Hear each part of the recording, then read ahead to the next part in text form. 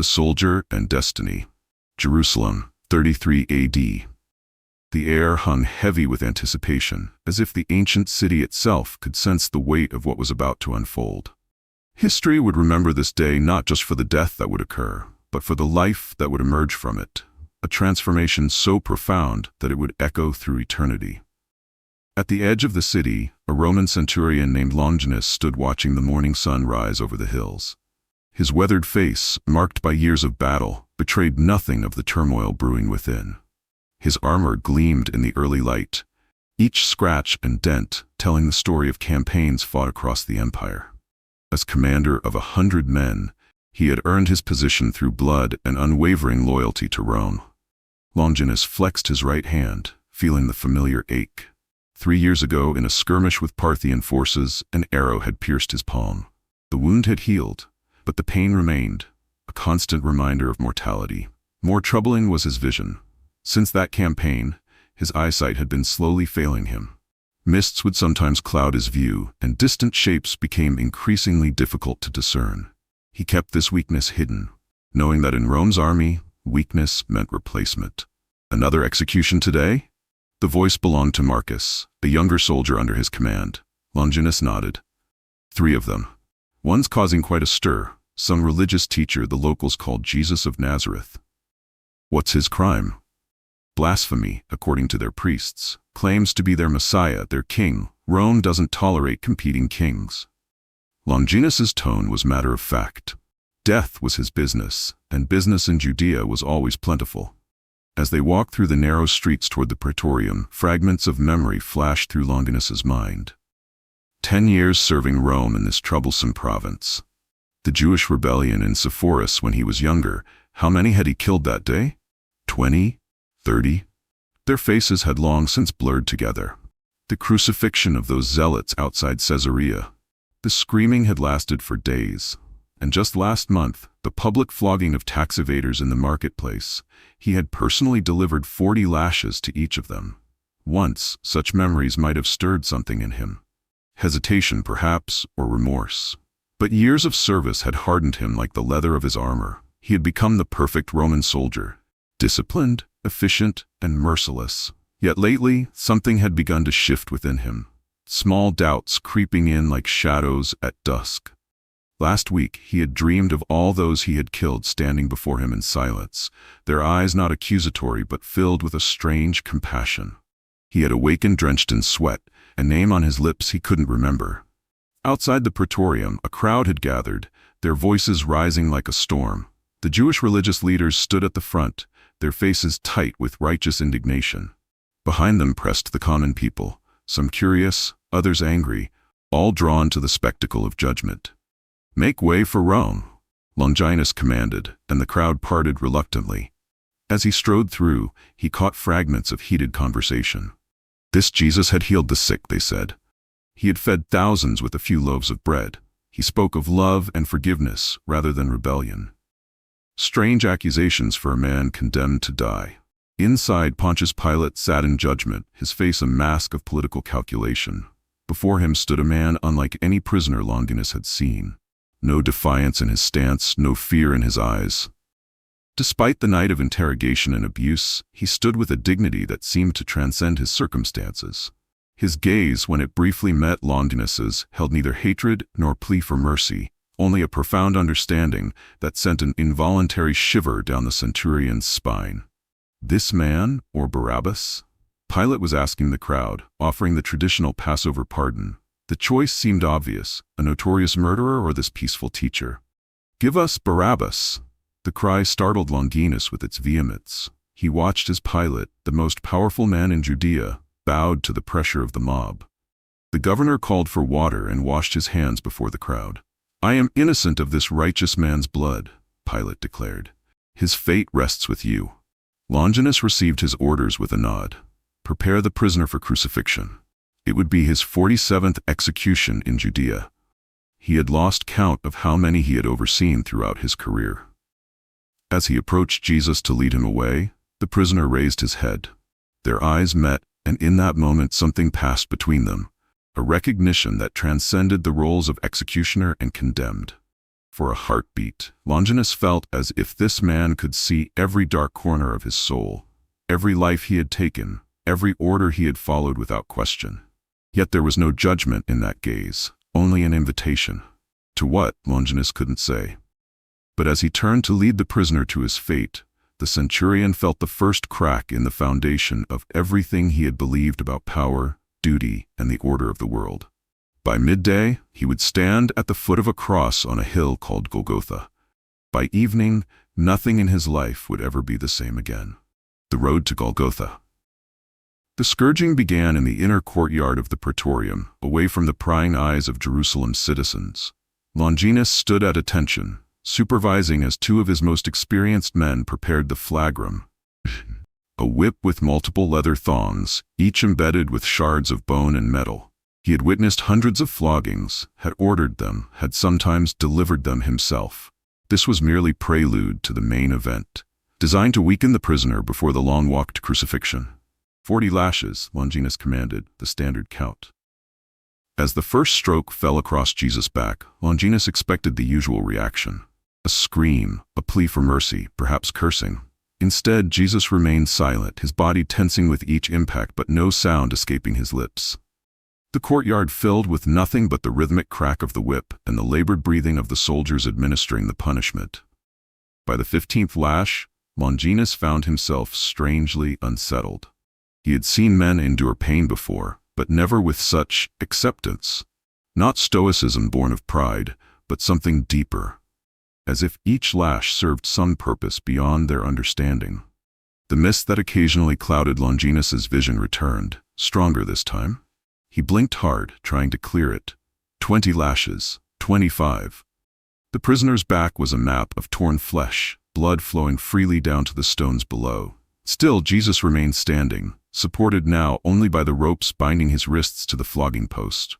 "That's enough," Longinus said after the 30th lash, surprising himself. The soldiers paused, looking to him questioningly. "He needs to survive long enough to reach Golgotha," he explained, masking his inexplicable mercy with practicality. What followed was something Longinus had seen soldiers do before. The mockery, the final humiliation before death. His men threw a purple robe around Jesus' shoulders, then fashioned a crown from a thorny branch, driving it onto his head with the butts of their spears. Blood trickled down Jesus' forehead, into his eyes, yet still that same composed gaze remained. "Hail, King of the Jews!" the soldiers laughed, kneeling in mock reverence. One offered him a reed as a scepter, then struck him with it. Another spat in his face. Longinus watched, neither participating nor stopping them. In past executions, he had sometimes joined in such sport. Today, he found he could not. Something about this man commanded a respect he couldn't articulate. "Enough," he ordered again when the sport grew too rough. "Prepare him for the cross." The wooden crossbeam was brought forward, rough-hewn cedar, still sticky with resin and stained dark from previous use. As it was laid across Jesus' shredded shoulders, Longinus saw him stagger slightly, then straighten with visible effort. Outside, word had spread through Jerusalem about the rabbi's condemnation. The procession formed, Longinus at the front, followed by Jesus, bearing his cross, flanked by guards, with 2 other condemned men behind, each carrying their own crossbeams. A soldier carried the titulus, the wooden placard that would proclaim the prisoner's crime, "Jesus of Nazareth, King of the Jews." As they emerged into the harsh midday sun, a roar rose from the gathered masses. Some cheered, others wailed in anguish. Longinus scanned the crowd, identifying potential troublemakers. His failing vision made this increasingly difficult. Faces blurred at the edges, and he had to squint to make out details. The narrow streets of Jerusalem became a gauntlet of humanity. Some pressed forward to spit and curse. Others reached out as if hoping to touch the condemned man's garments. Longinus barked orders to maintain formation, his soldiers pushing back the more aggressive spectators with the butts of their spears. They had progressed perhaps 1/3 of the way when Jesus fell for the first time. The weight of the beam, combined with blood loss and exhaustion, drove him to his knees. The crowd surged forward, some jeering, others crying out in distress. "Get up!" shouted one of the soldiers, striking Jesus across the shoulders with a whip. Longinus watched as Jesus struggled to rise, his breathing labored, his legs trembling with effort. In that moment, Longinus's vision clouded again, worse than before. The scene before him blurred completely, panic rising in his chest. A career-ending disability for a soldier. Blindness. He blinked rapidly, and slowly the world came back into focus, though dimmer than before. When he could see again, Jesus was looking directly at him, those penetrating eyes somehow seeing through his carefully maintained facade to the fear beneath. Not fear of the crowd or the execution to come, but fear of his own frailty, his own mortality. They continued on. The streets narrowed and began to slope upward, making the journey more difficult. Jesus fell a second time, the crossbeam sliding from his shoulders and clattering to the stone street. This time, the guards were quicker with their whips. Again Jesus rose, each movement clearly causing excruciating pain. In the crowd, Longinus spotted a woman pushing forward, her face a mask of anguish. Something about her bearing set her apart, a dignity that mirrored that of the prisoner himself. "Let her through," Longinus commanded, surprising himself again. His men hesitated, then complied. The woman reached Jesus just as he stumbled a third time. She fell to her knees beside him, her hands hovering over his wounds, as if afraid to cause more pain by touching him. "My son," she whispered, her voice carrying in a sudden moment of silence. "Mother," Jesus replied, his voice hoarse but clear. "This cup I must drink." Longinus found himself transfixed by the exchange. In his 20 years of military service, he had never allowed family farewells during executions.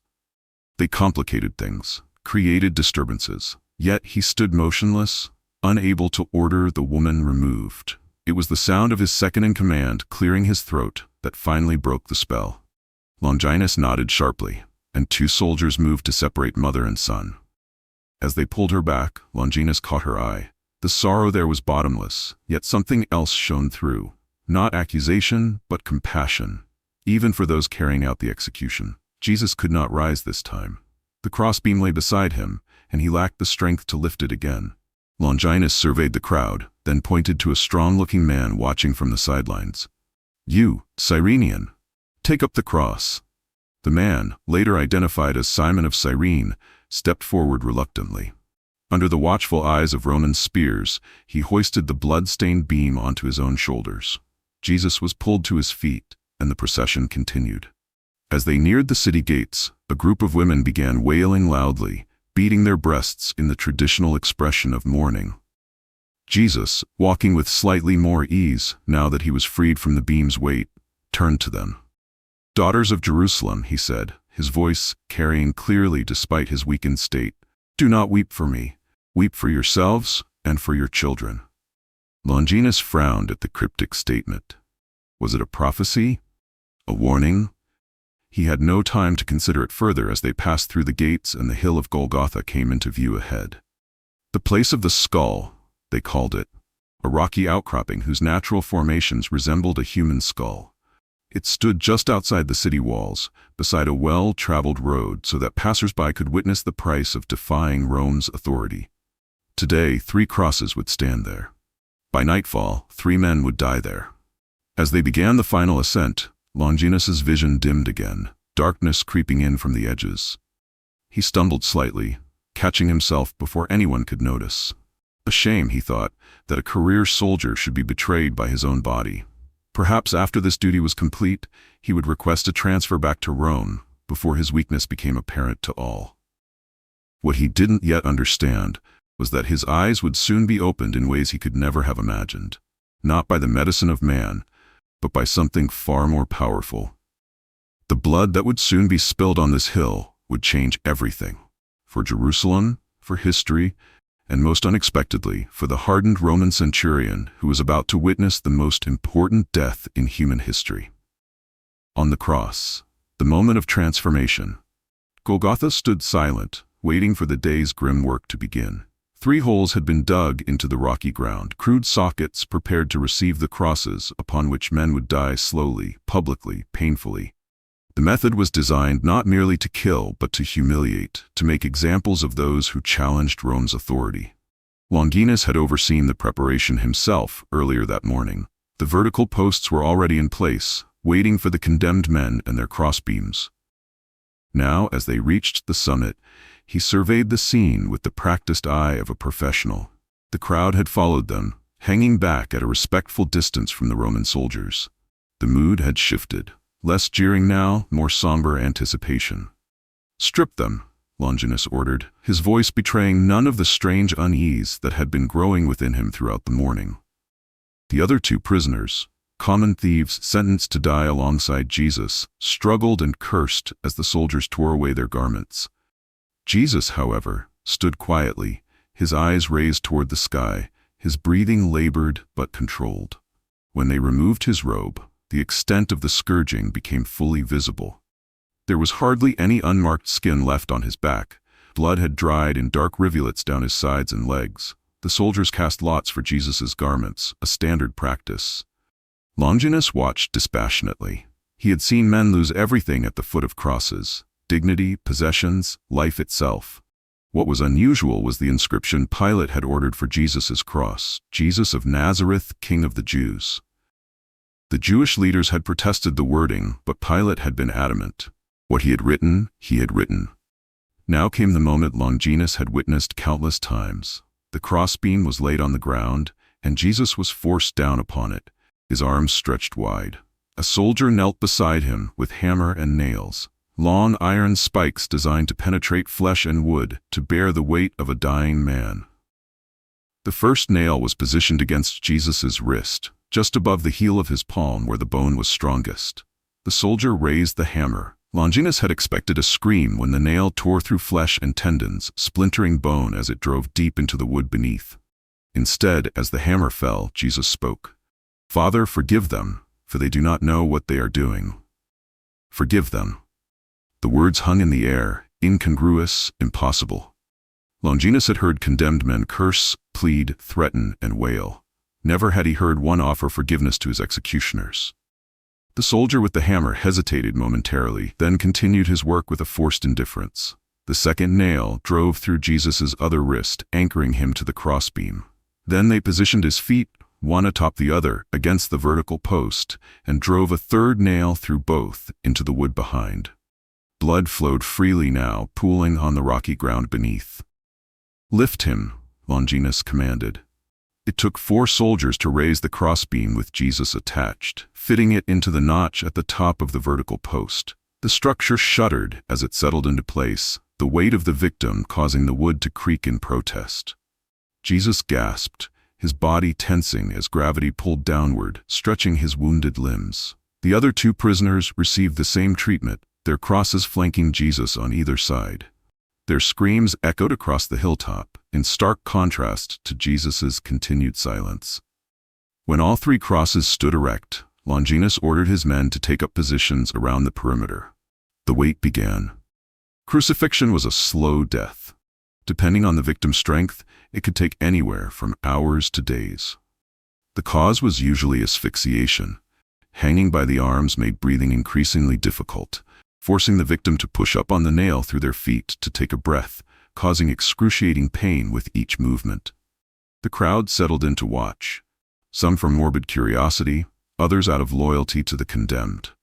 Longinus recognized Jesus' mother among them, supported by a young man he would later learn was John, one of Jesus' closest followers.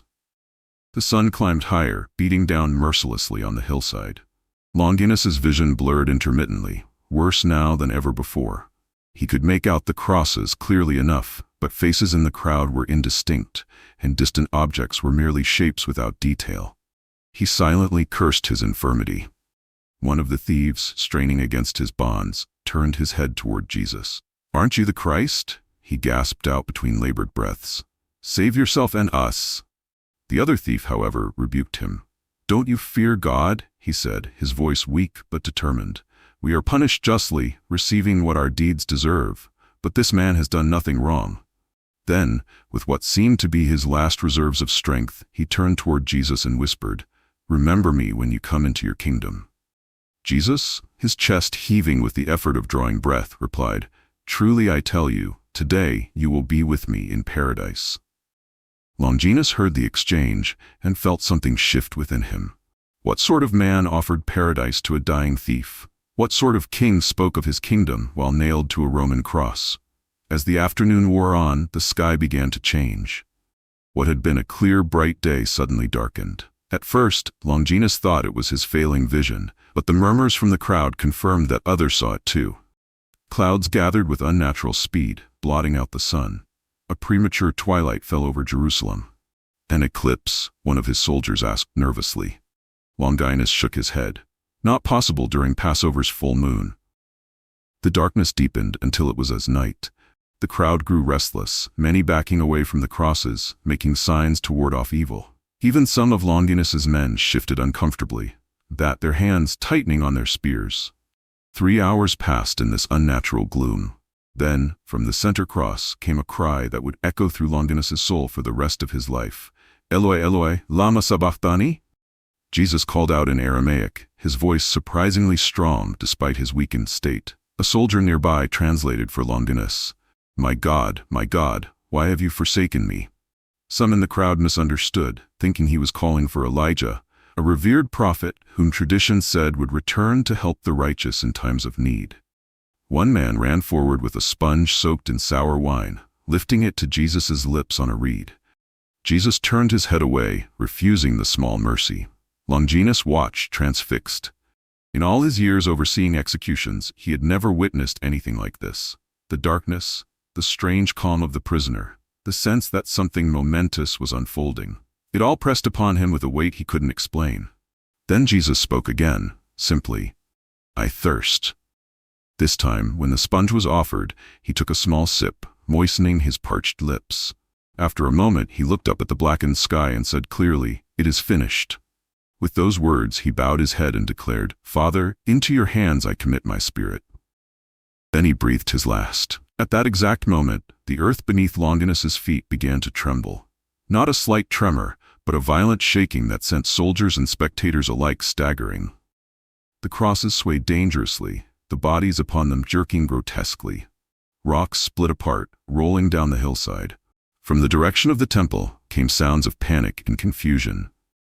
Later, Longinus would learn that at the precise moment of Jesus' death, the massive curtain separating the Holy of Holies from the rest of the temple had torn from top to bottom, an impossible event that struck terror into the hearts of the priests.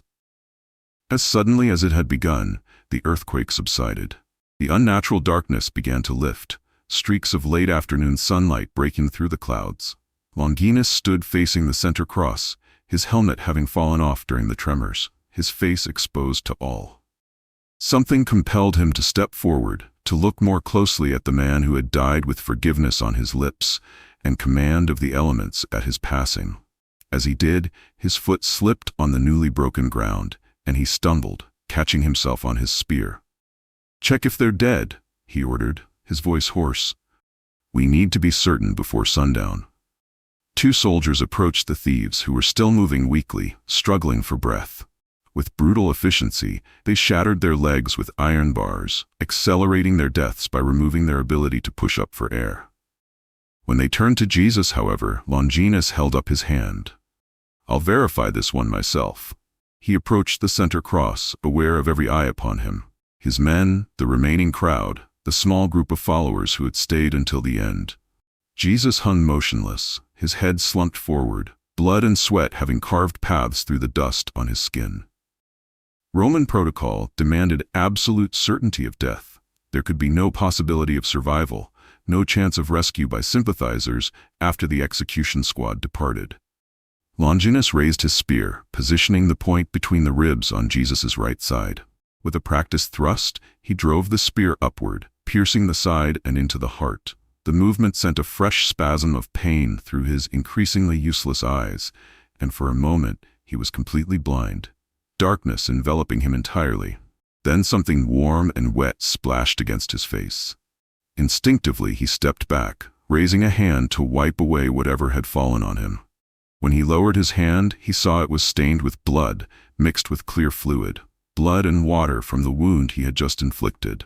As the liquid touched his eyes, a strange sensation swept through him, a cooling, then a burning, then a clarity he had not experienced in years. The mist that had plagued his vision gradually dissipated, like morning fog burnt away by the rising sun. Longinus blinked, then blinked again. The world around him came into sharp focus. The grain of the wooden cross, the intricate patterns of blood on Jesus' body, the individual faces in the crowd, even distant Jerusalem with its walls and towers. His sight had been restored. He staggered backward, overwhelmed by what had happened. His men stared at him, confusion evident in their expressions. A small group of Jesus' followers watched intently, perhaps recognizing that something significant had occurred. In that moment, everything Longinus had believed about power, about Rome, about the gods, about life itself, crumbled like the rocks during the earthquake. The truth crashed through his consciousness with unstoppable force. This was no ordinary man, no simple criminal, no failed revolutionary. He fell to his knees before the cross, the words tearing from his throat before he could consider their import or consequence. Truly, this man was the Son of God. The confession hung in the air, witnessed by Romans and Jews alike. It was treason against Caesar, who claimed divine sonship for himself alone. It was blasphemy to the Jewish leaders, who had condemned Jesus for making the same claim. But in that moment, Longinus cared nothing for the opinions of emperors or priests. He had seen something no earthly power could explain. He had been touched by something no earthly reason could dismiss. As the last light of day faded from Golgotha, the Roman centurion remained kneeling before the cross, his restored eyes fixed upon the one whose blood had healed him, not just physically, but in ways he was only beginning to comprehend. Inner struggle. The moon cast long shadows across Longinus's quarters as he sat alone, staring at the spear that leaned against the wall. 3 days had passed since the crucifixion, yet he had barely slept. Each time he closed his eyes, he saw it all again. The darkness descending over Jerusalem, the earth trembling beneath his feet, and most vividly, the face of the man on the cross. His restored vision remained perfect. A constant reminder of what had happened when the blood and water touched his eyes. He had told no one of this miracle, but his fellow soldiers had noticed the change. They saw how he no longer squinted to recognize faces, how he moved with renewed confidence. Some attributed it to the strange events of that Friday, whispering that the gods had taken notice of the execution. Others, more practical, suggested that the stress of his deteriorating eyesight had been largely in his mind. Longinus knew better.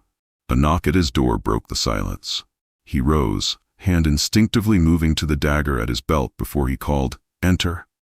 Marcus, the young soldier who had been with him at the crucifixion, slipped in, his expression troubled. "Commander, there are rumors spreading through the city." "What rumors?" Longinus asked, though he suspected he knew. "The body of the Nazarene, it's gone. His followers claim he has risen from the dead, just as he predicted." Longinus turned away, hiding the involuntary reaction that flashed across his face. "Bodies don't disappear, Marcus. Someone took it, perhaps his disciples, to create precisely these rumors." "That's what the Jewish authorities are saying," Marcus agreed. "They're offering a reward for information. But sir, the tomb was sealed with a Roman seal, and our own men were guarding it." "And what do these guards say?" Marcus hesitated. "They claim they fell asleep, all of them at once. When they awoke, the stone had been rolled away and the tomb was empty." "All of them asleep while on duty?" Longinus raised an eyebrow. "That would be punishable by death." "Yes, sir. But they're being protected. I've heard the high priest paid them to spread this story." Longinus turned back to the window, his mind racing. He had witnessed too much on Golgotha to easily dismiss these reports. The words he had spoken in that moment of clarity still burned within him. Truly, this man was the Son of God. "There's more, sir," Marcus continued, his voice dropping. "Some of our men who were in the market today overheard Jesus' followers speaking. They claim to have seen him, spoken with him, not just one or two of them, many." Longinus felt a chill run through him. "You're dismissed, Marcus." After the young soldier had gone, Longinus sank back onto his cot, his head in his hands. What was happening to him? He was a Roman officer, trained to believe in order, discipline, and the supremacy of Rome. Yet since that day on Golgotha, doubt had crept into every certainty he had built his life upon. Sleep eluded him again that night. As dawn approached, he made a decision. He would see for himself. Dressed in civilian clothes to avoid attention, Longinus made his way through the awakening streets of Jerusalem. He had heard rumors of where Jesus' followers might be gathering, an upper room in the city, fearful of both Roman and Jewish authorities. As he approached the location, he saw a man he recognized, the same young man who had stood with Jesus' mother at the crucifixion. John, that was his name. Before he could decide whether to approach, John spotted him. Recognition, then fear, flashed across his face. "Wait," Longinus called softly. "I mean no harm." John hesitated, then squared his shoulders. "What does a Roman centurion want with us?" "I need to understand what happened," Longinus replied, surprising himself with his honesty. "I was there, at Golgotha. I saw things I cannot explain." Something in his tone must have convinced John, for after a long moment, the young man nodded. "Follow me, but know that if this is a trap, you condemn innocent people to death." "It's not a trap," Longinus assured him. "I come alone, searching for answers." The upper room was simple, sparsely furnished. A handful of men and women looked up as John entered with Longinus behind him. Tension immediately filled the space. Longinus recognized several faces from the crucifixion. "This is the centurion who was at Golgotha," John announced. "He says he seeks understanding." "He pierced the master's side," one man said accusingly. "I saw him do it." "Yes," Longinus acknowledged. "I did. It was my duty to confirm death." "Your duty?" another man challenged, rising to his feet. "Was it also your duty to mock him, to crown him with thorns?" "Thomas," John cautioned, "he has come seeking truth." The man named Thomas, intense, skeptical, studied Longinus carefully. "Why would a Roman officer care about truth when it comes to a crucified Jew?" Longinus met his gaze steadily. "Because I saw darkness cover the land in the middle of day, I felt the earth shake, and I heard a condemned man pray for his executioner's forgiveness." He hesitated, then added, "And when his blood touched my eyes, I was healed of a blindness that had been growing worse for years." A silence fell over the room. Thomas's expression shifted from hostility to something more complex. "You were blind?" John asked softly. "My vision was failing," Longinus clarified. "It had been since an injury 3 years ago. By the day of the crucifixion, I could barely make out faces at a distance.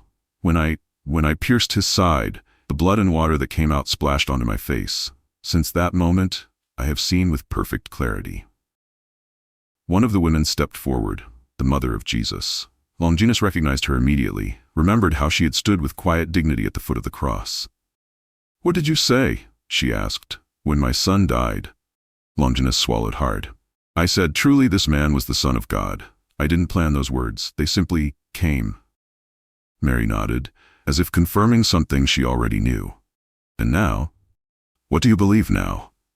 "I don't know," Longinus admitted. "That's why I'm here. There are rumors that he has risen, that the tomb is empty." "Not rumors," Thomas interjected. "They have seen him."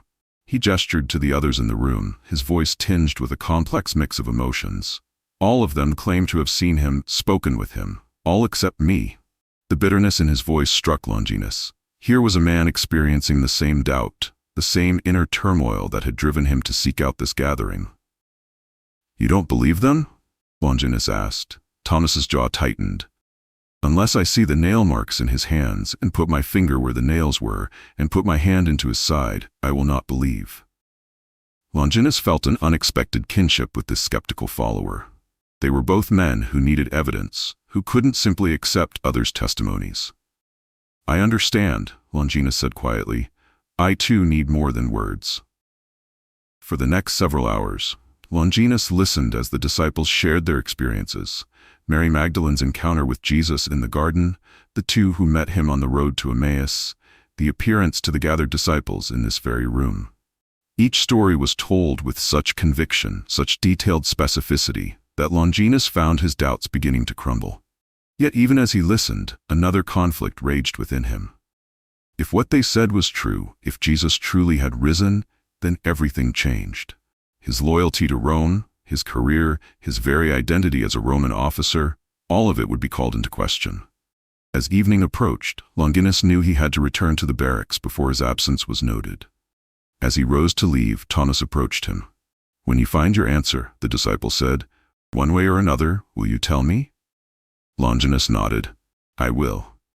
The following days were the most difficult of Longinus's life.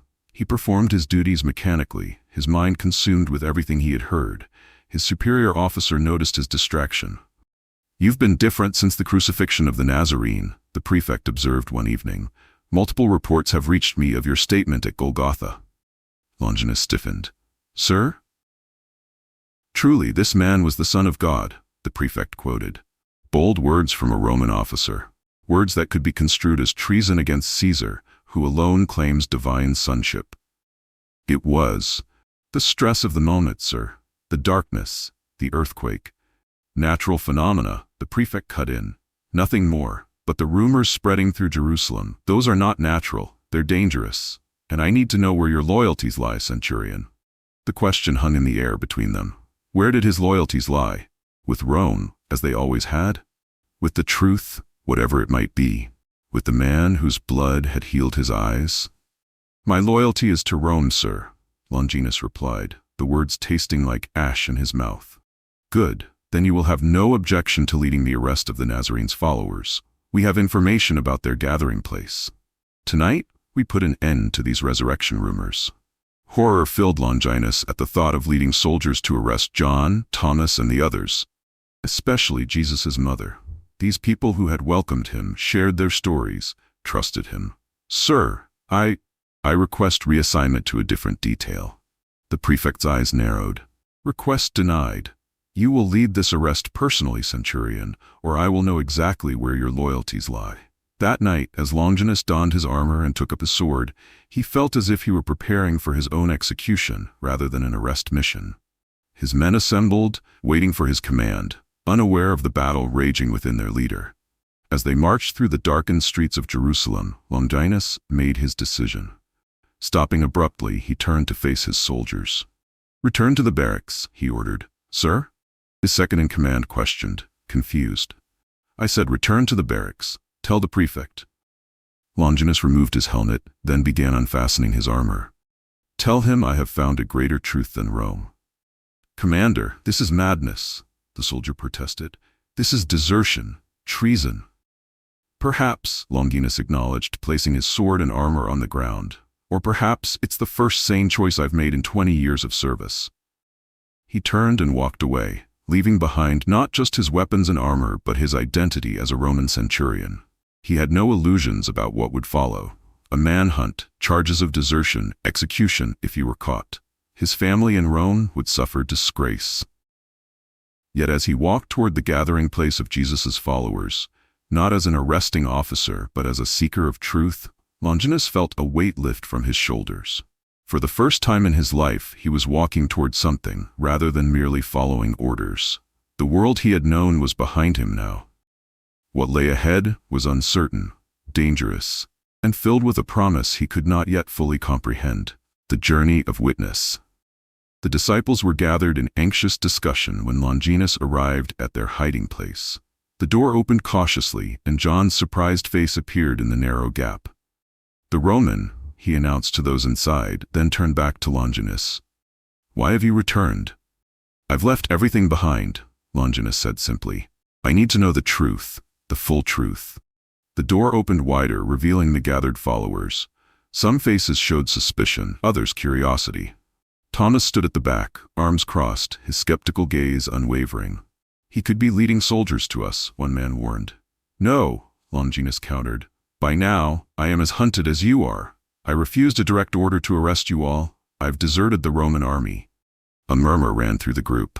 Such an action meant certain death if he were captured. "Why would a Roman centurion give up everything?" Peter, their apparent leader, asked. Longinus looked around the room, meeting each gaze directly.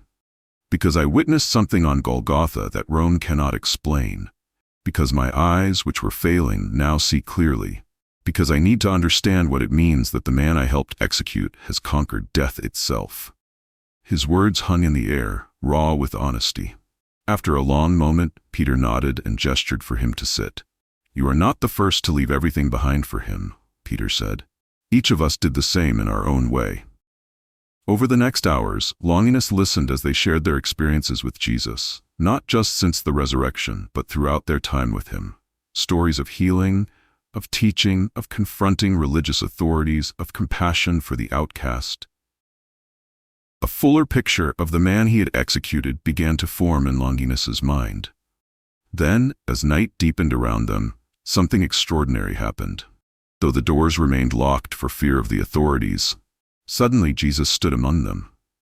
"Peace be with you," he said. The disciples rejoiced, but Longinus fell to his knees, overwhelmed.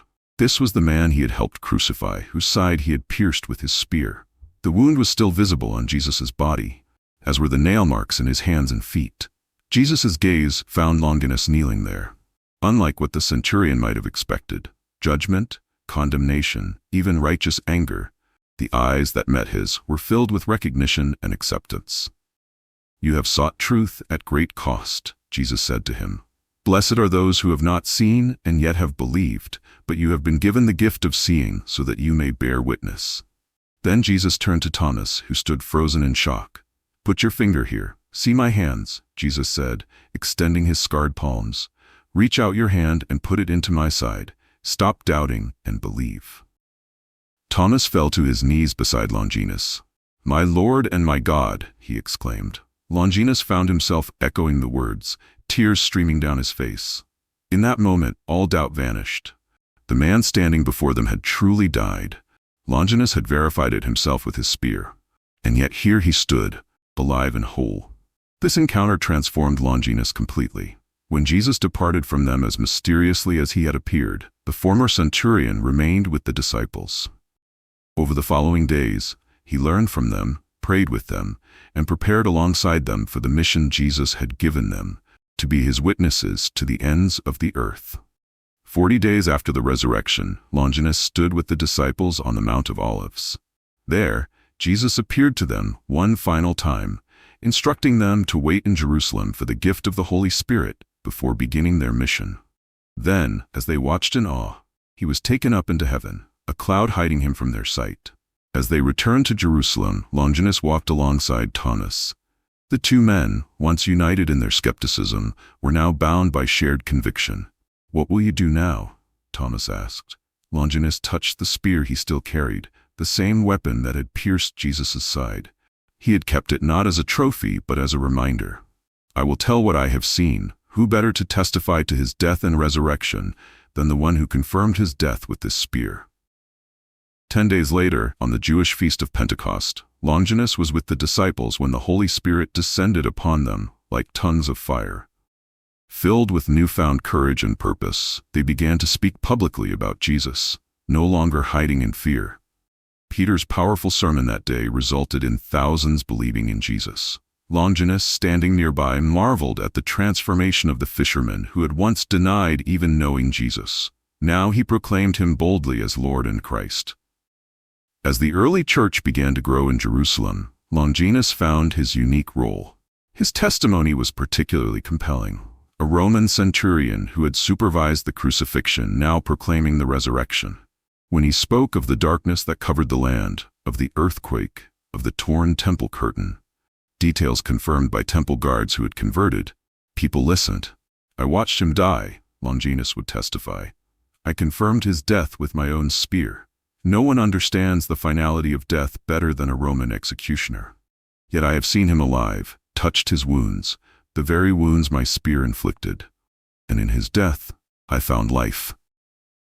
His witness was especially powerful to other Gentiles, who saw in Longinus proof that Jesus' message was not for Jews alone. Here was a Roman, one of their own, who had encountered the risen Christ and been transformed. As persecution of believers intensified in Jerusalem, many scattered to other regions. Longinus felt drawn to return to familiar territory, not to Rome itself, but to the provinces of Cappadocia and Caesarea, in what is now modern-day Turkey. These were regions where he had once served as a soldier. Now he returned as a messenger of peace. The journey was perilous. Roman authorities had posted his description at military outposts throughout the empire, marking him as a deserter. He traveled by night when possible, avoiding main roads and military encampments. The spear he carried, once a weapon of war, now served as a walking staff, and occasionally protection from bandits. In each town and village, Longinus sought out small gatherings of believers, often meeting in homes. His approach was always the same. He would show them his spear and tell his story. "This is the weapon that pierced the side of Jesus," he would begin, holding up the spear for all to see. "I was the centurion who commanded his execution, These hands drove this point between his ribs to confirm his death. The response was always one of shock, sometimes hostility, until he continued. And yet, 3 days later, I saw him alive. I touched the wound this spear had made. The blood that flowed from that wound healed my failing eyes. The man I helped kill forgave me and commissioned me to tell you what I have seen. In Caesarea, Longinus encountered a Roman centurion named Cornelius, a God-fearing man who had already heard something of Jesus. Their shared military background created an immediate bond, and Longinus's testimony helped prepare Cornelius for his own encounter with the divine. Throughout Cappadocia, small communities of believers formed around Longinus's witness. Unlike the apostles who could share Jesus' teachings from years of following him, Longinus had only his powerful testimony of death and resurrection. Yet it was enough. People believed because of the transparent truth of his experience and the evident transformation in his life. The spear itself became a powerful symbol. Those who had fallen ill sometimes asked to touch it, believing that the weapon that had drawn Christ's blood might bring healing. Longinus never encouraged this practice, emphasizing that it was faith in the risen Christ, not relics, that brought salvation. Yet he couldn't deny that healings sometimes occurred. The power is not in the spear, he would explain. The power is in the one whose blood stained it. As years passed, Longinus's hair turned gray, and the strong body that had once carried Roman armor grew less imposing. Yet his voice remained firm, his testimony unwavering, and his eyes, those miraculously healed eyes, continued to shine with the clarity of one who had seen truth face to face. In one small Cappadocian village, after sharing his testimony, an old woman approached him. "Your words bring hope," she said, her face lined with years of hardship. "But tell me, Roman, how does one live with such a past? You helped kill the very one you now serve. How do you bear such knowledge?" Longinus was silent for a moment, his weathered hand running along the shaft of his spear. "Every day I remember what I did," he finally replied. "Every day I feel the weight of this spear in my hands as it pierced his side. But every day I also remember his words on the cross, 'Father, forgive them.' I live in the miracle of that forgiveness. My past is not erased, it is redeemed. And that is the message I carry. There is no life so broken, no sin so great, that his love cannot transform it." The woman nodded slowly, tears filling her eyes. "Then there is hope, even for me." "Especially for you," Longinus affirmed. That night, as he prepared to move on to the next village, Longinus carefully wrapped his spear in cloth. The weapon that had once taken life had become an instrument of testimony, leading countless people to the source of eternal life. In the journey from executioner to evangelist, he had found his true purpose, not in serving the power of Rome, but in witnessing to the greater power of resurrection and redemption. What he did not know, as he set out on the road the next morning, was that his own testimony would soon be sealed in the ultimate way. Roman authorities had finally caught his trail, and they were closing in. The empire did not forgive desertion, especially from an officer of his rank. Yet Longinus walked forward without fear, carrying his spear and his story, ready to share both with anyone who would listen, even if it would be for the last time. Martyrdom and legacy. The autumn winds swept across the Cappadocian plains as Longinus entered the small town of Amasea. Nearly 20 years had passed since he had walked away from his post in Jerusalem, 20 years of bearing witness to what he had seen at Golgotha. His once black hair was now completely white, his soldier's posture slightly stooped with age, but his eyes remained clear and bright, a continuous reminder of the miracle that had changed his life. He had heard that a small community of believers had formed in this town, gathering secretly in the home of a merchant near the edge of the settlement. As had become his custom, Longinus planned to stay for a few days, share his testimony, strengthen their faith, and then continue his journey. What he didn't know was that he was being followed. 3 Roman soldiers had been tracking him for weeks, moving carefully to avoid detection. They wore civilian clothes rather than military uniforms, their swords hidden beneath common cloaks. The empire had a long memory for those who betrayed it, and the desertion of a centurion, especially one who had abandoned his post to join the followers of an executed criminal, could not go unpunished. As Longinus approached the merchant's house, a young boy ran up to him, breathless with excitement. "Are you the one? The Roman who was there when the Christ died?" Longinus smiled gently. "Yes, child, I am he. My grandfather is sick, very sick. He wants to hear your story before he—" The boy's voice faltered. "Take me to him," Longinus said without hesitation. The boy led him through narrow side streets to a modest home near the town center. Inside, an elderly man lay on a simple pallet, his breathing labored, his skin pale with approaching death. Family members gathered around, their faces drawn with grief and exhaustion from long vigils. "Grandfather, I found him, the Roman soldier who saw Jesus." The old man's eyes fluttered open, focusing with effort on Longinus. "Is it true?" he whispered. "You were there?" Longinus knelt beside the pallet, setting his spear carefully on the ground. "I was more than there, brother. I was the centurion who oversaw his crucifixion. This spear in my hand confirmed his death." A murmur ran through the gathered family members. The dying man's eyes widened slightly. "Then tell me," he pleaded, "was it as they say? Did he truly die for our sins? Did he rise again?" Longinus took the man's hand in his.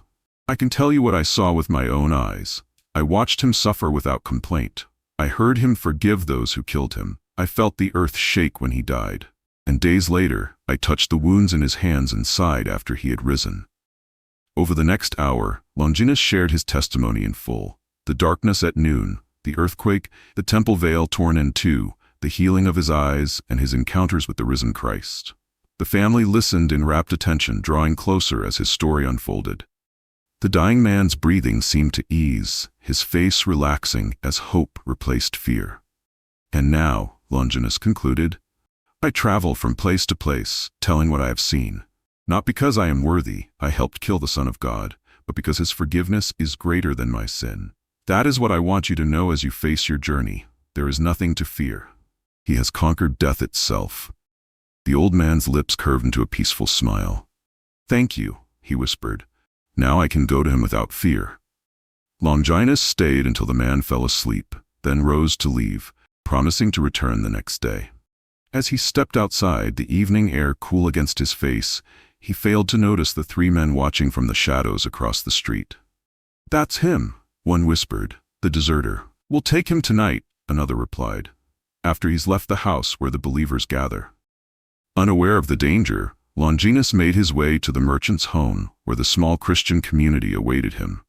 There, he shared his testimony again, answered questions, and joined them in breaking bread in remembrance of Christ's sacrifice.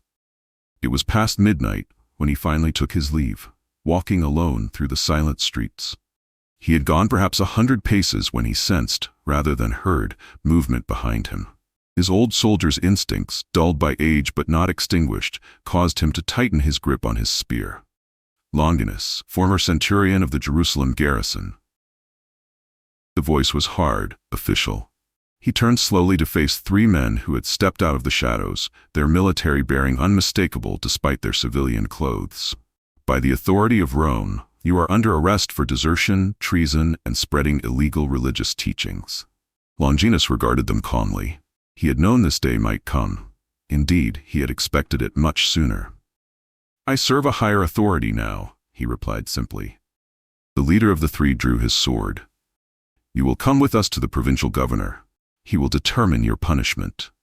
For a brief moment, Longinus considered using his spear, not to harm these men, but perhaps to facilitate an escape. His knowledge of the town's layout might give him an advantage in the darkness. But as quickly as the thought arose, he dismissed it. His path was clear. "I will come peacefully," he said, lowering his spear to the ground. "But may I ask one thing?"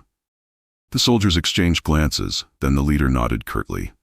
"This spear," Longinus said, gesturing to the weapon at his feet, "is the one that pierced the side of Jesus of Nazareth. I ask that it be given to the community of believers here.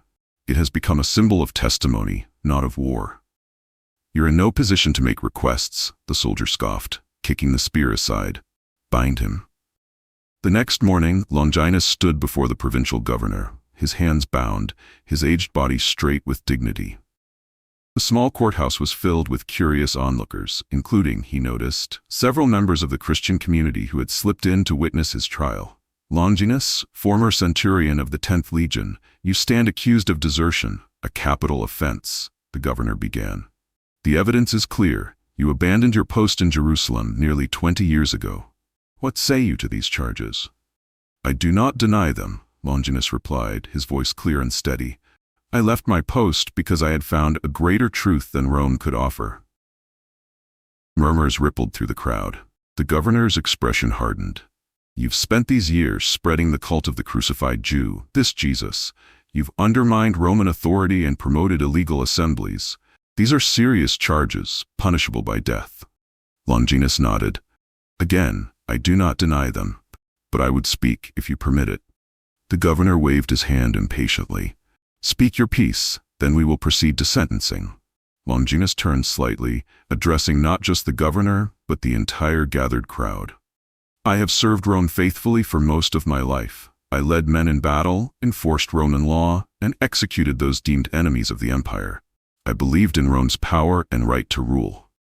He paused, looking directly at the governor.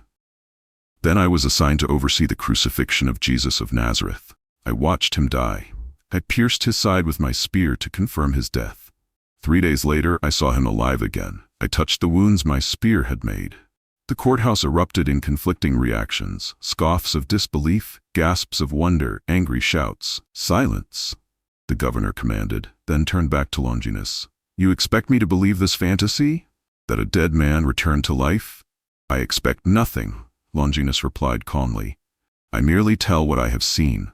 My eyes, which were failing before that day, were healed when his blood touched them. I have spent 20 years telling this truth, not because I seek to undermine Rome, but because some truths are greater than empires.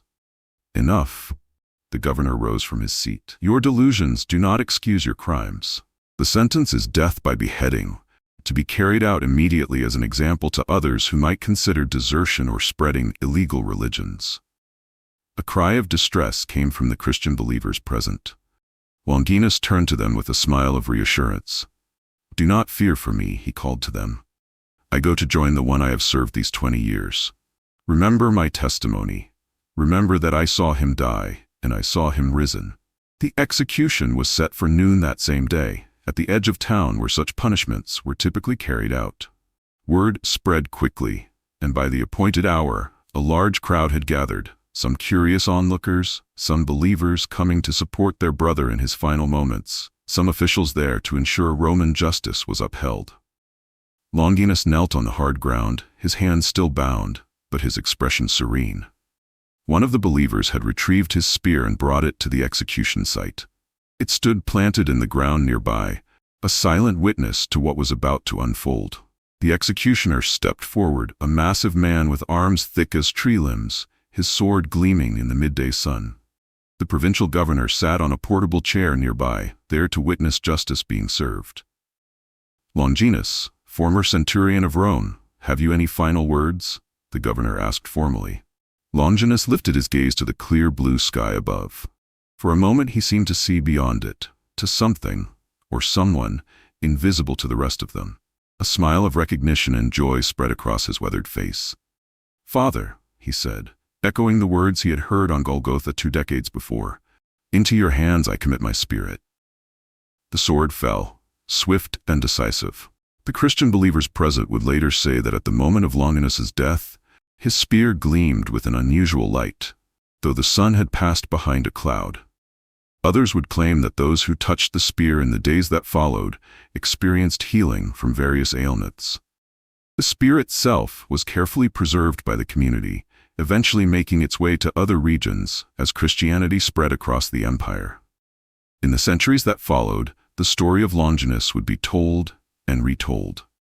Some versions embellished the details, others simplified them, but the core remained the same. The Roman centurion who oversaw Christ's crucifixion became one of his most powerful witnesses.